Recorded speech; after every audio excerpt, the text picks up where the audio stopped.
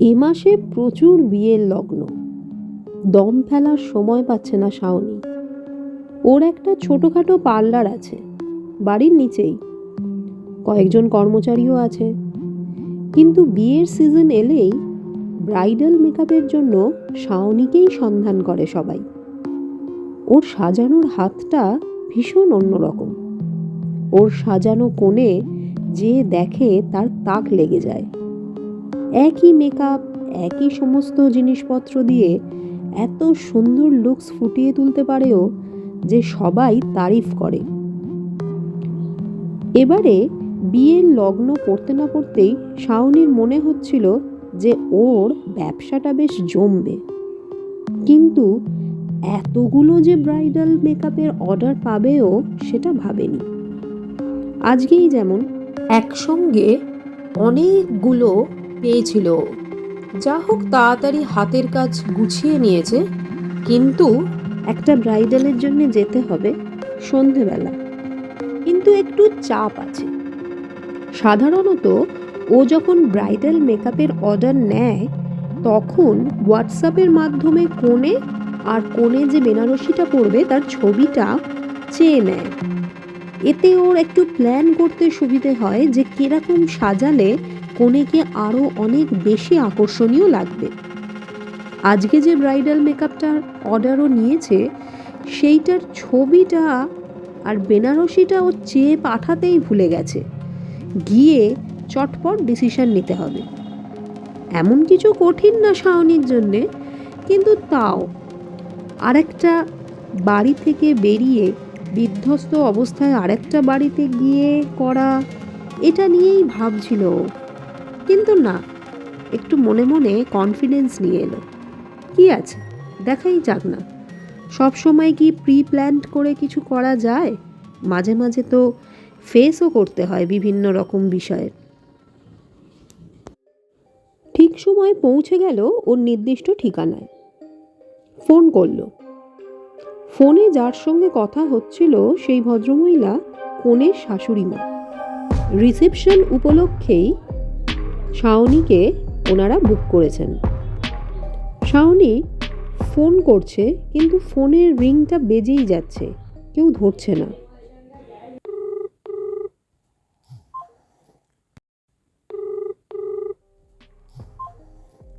বাড়িটা সুদৃশ্য, সাজানো গোছানো যেমন হয়। লাল নীল বাল্ব লাগানো, ফুল দিয়ে সাজানো, কিন্তু লোকজনের যাতায়াত কম। একটু খটকা লাগলো শাওনির। এখন প্রায় 5:30। 6টা থেকে বসলেও 1 ঘন্টা তো ওর লাগবেই সাজাতে। 7টা বেজেই যাবে। 6:30 থেকে তো লোকজনের আনাগোনা শুরু হয়ে যাওয়ারই কথা। তবে রিসেপশনের বাড়ি তো, বিয়ে বাড়িতে যেরকম অনেক বেশি কাজকর্ম থাকে, লোকজনের হইচই থাকে, রিসেপশনে অত বেশি থাকে না। আবার ফোন করলো শাওনি। এবারে ফোনটা কেটে দিল ওর কেউ। সাজানো সুন্দর দরজার ভেতর থেকে একজন ভদ্রমহিলা বেরিয়ে এলেন। ভীষণ সুন্দরভাবে সাজগোজ করা, মাথায় ফুল লাগানো, মধ্যবয়সী। হাত জোর করে নমস্কার করে বললেন, আমি আপনাকে বুক করেছি আমার বৌমার জন্যে। আসুন আসুন। আসলে এত কাজ থাকে না, হঠাৎ করেই দেখলাম আপনার ফোনটা বাজছে। আমি তাড়াতাড়ি করে আসছি, কিন্তু বুঝতেই পারছেন ছেলের মা। শাওনি হাসলো। না না মাসিমা, ঠিক আছে, কোনো অসুবিধে নেই। কোণে কোথায় আমাকে যদি একটু দেখিয়ে দেন। আসলে আমার বাড়ি থেকে এটা একদম উল্টো দিকে, তো ফিরতে রাত হবে। ও মা, সে কি কথা, তুমি কিন্তু খেয়ে যাবে।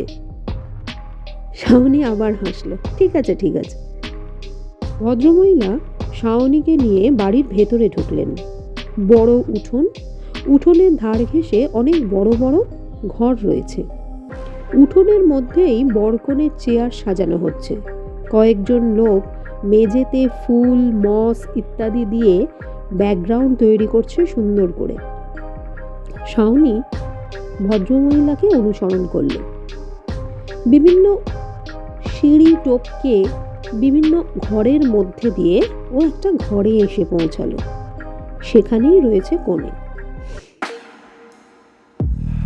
ভদ্রমহিলা হেসে বললেন, এই দেখ এসে গেছে, তাড়াতাড়ি তৈরি হ, তোদের তো নড়তে চড়তেই 10 ঘন্টা, তাড়াতাড়ি তৈরি হয়ে নে, 7টার মধ্যে। আপনি একটু দেখে নিন, আপনার যা যা প্রয়োজনীয় জিনিস সব ওইখানে রেখে দিয়েছি, যেমন যেমন বলেছিলেন, একটু দেখে নিন। শাওনি ধীর পায়ে এগিয়ে গেল।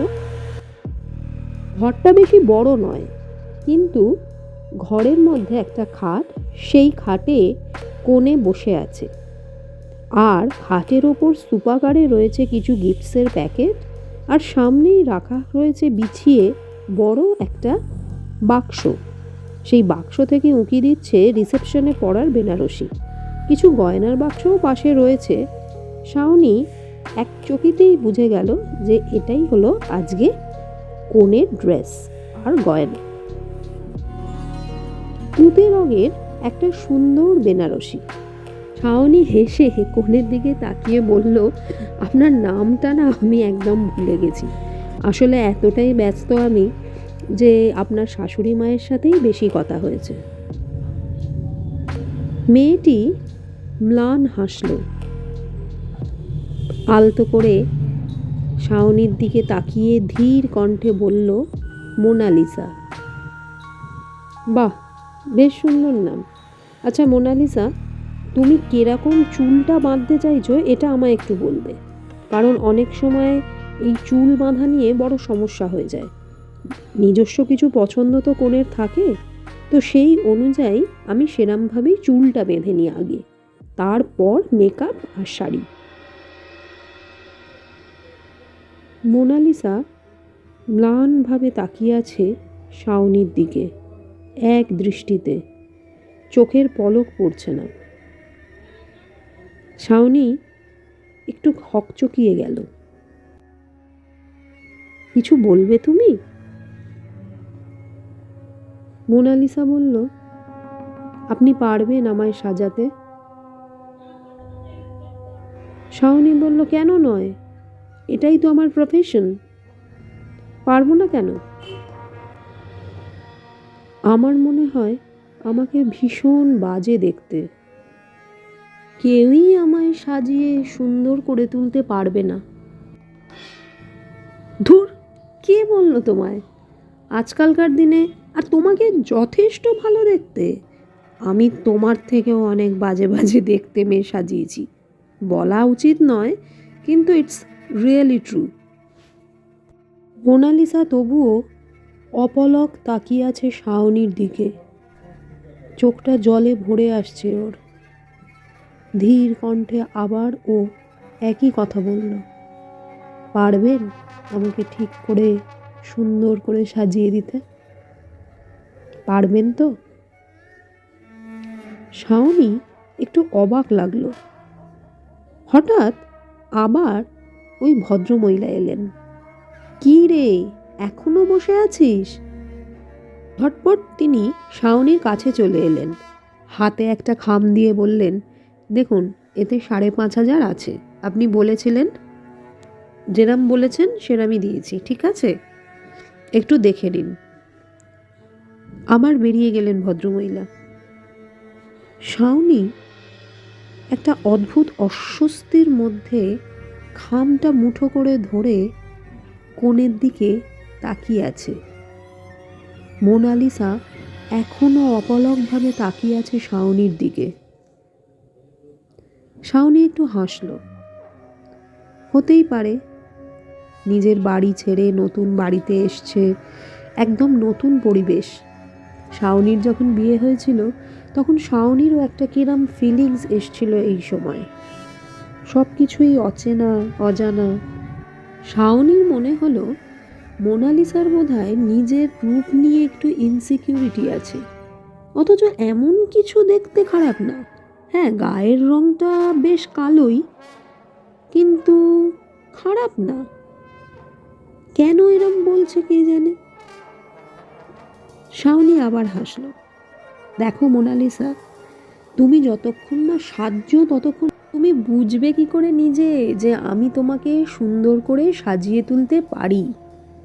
এসো চটজলদি, আগে চুলটা বেঁধে দিই। আচ্ছা ঠিক আছে, তোমায় কিছু বলতে হবে না, আমি একদম নিজের মতো করে তোমায় সাজিয়ে দিচ্ছি। ধীরে ধীরে মোনালিসার দিকে এগোলো শাওনি। আর তখনই একটা অবাক করা জিনিস ঘটে গেল ওর চোখের সামনে। হেসে উঠল মোনালিসা। অদ্ভুত এক গায়ের রক্ত জল করা হাসি। ওই হাসির চোটে ঘাবড়ে গেল শাওনি। যে ঘরেও দাঁড়িয়েছিল ঘরটা অন্ধকার হয়ে গেল। দেখল মোনালিসা আস্তে আস্তে বদলে যাচ্ছে। ওর গা, মাথা, চুল সব যেন পাল্টে যাচ্ছে ধীরে ধীরে। মাথার চুলটা কুঁকড়ে পুড়ে গায়েব হয়ে গেল। গাল, চোখ, নাক, মুখ, চামড়া সব কিছু ঝলসে যাচ্ছে আস্তে আস্তে। দাঁতগুলো বেরিয়ে আসছে বীভৎস হয়ে। সেই বীভৎস দাঁত নিয়ে হাসছে মোনালিসা। চিৎকার করে উঠল শাওনি।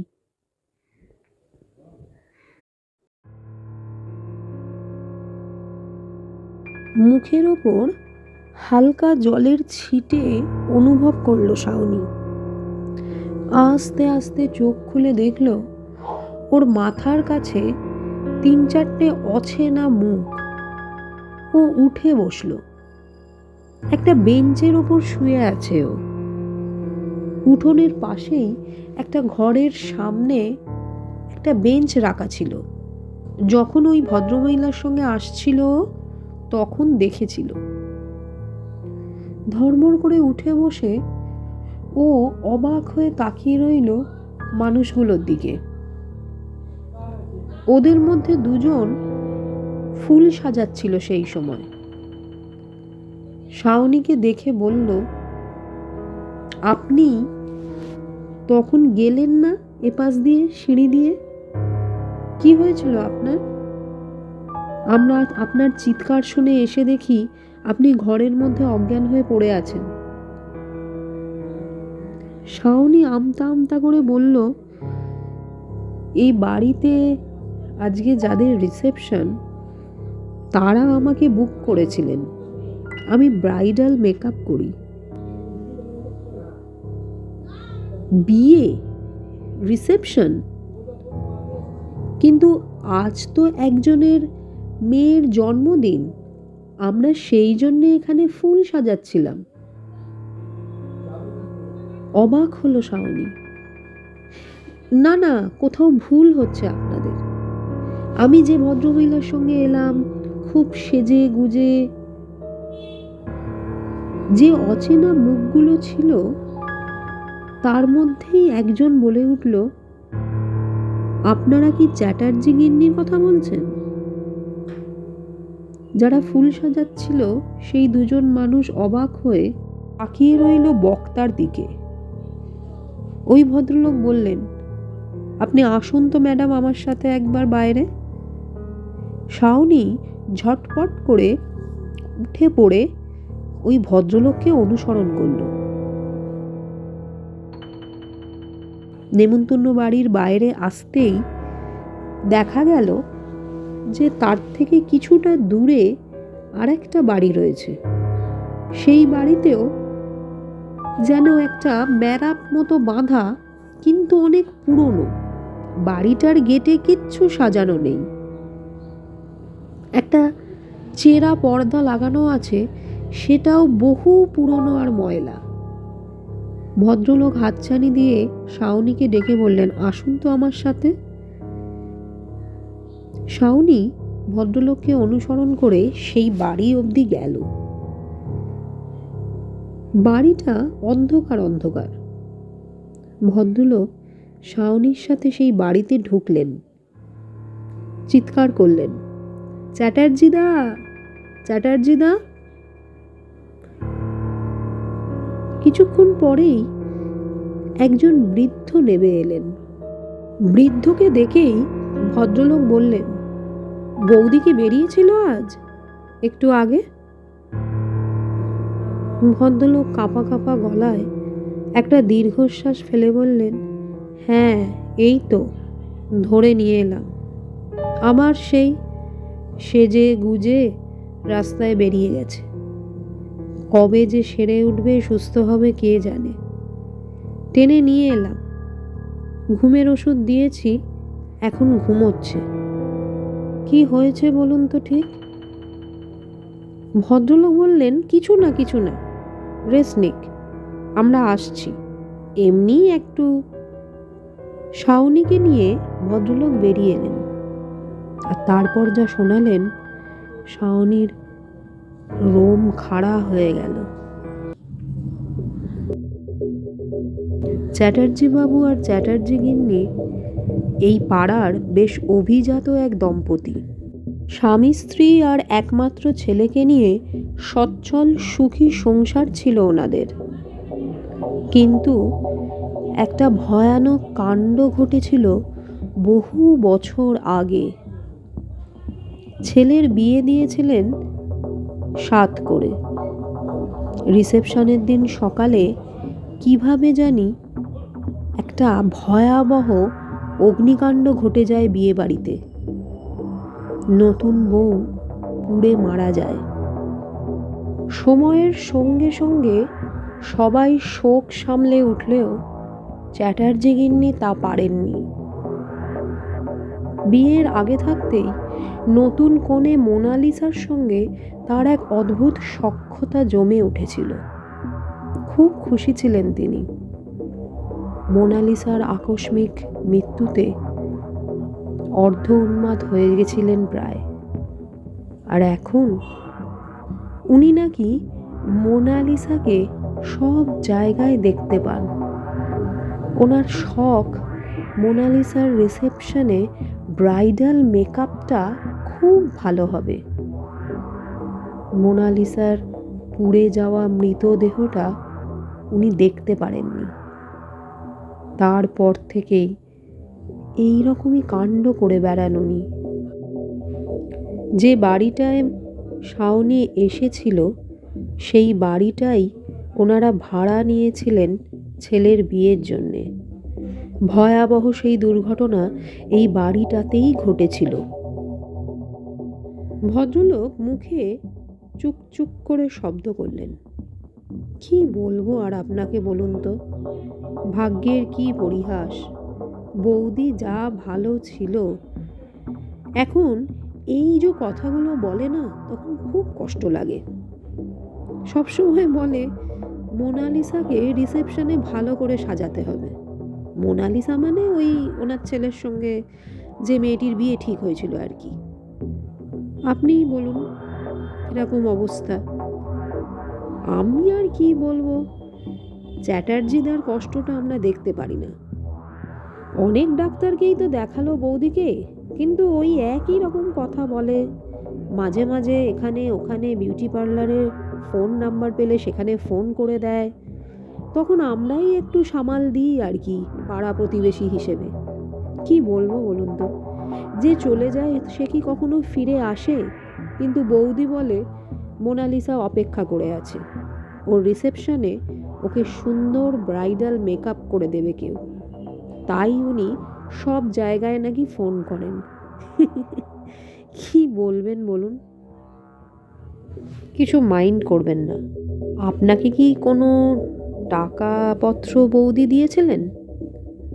শাওনি বলল, হ্যাঁ, আমার হাতে একটা খাম দিয়েছিলেন উনি, কিন্তু আমি তো সেই খামটা। শাওনি ঝটপট ব্যাগটা খুলল। হ্যাঁ, খামটা ওখানেই রাখা আছে। খামটা নিয়ে ওই ভদ্রলোককে দিল। ভদ্রলোক ম্লানভাবে নিয়ে বললেন, আমি চ্যাটার্জিদাকে দিয়ে দিচ্ছি, কিছু মাইন্ড করবেন না। বৌদির মনটা খুব ভালো, কিন্তু দুর্ঘটনার ফলে কি থেকে যে কি হয়ে গেল সে আর কাউকে কিছু বলার নয়। ছেড়ে দিন।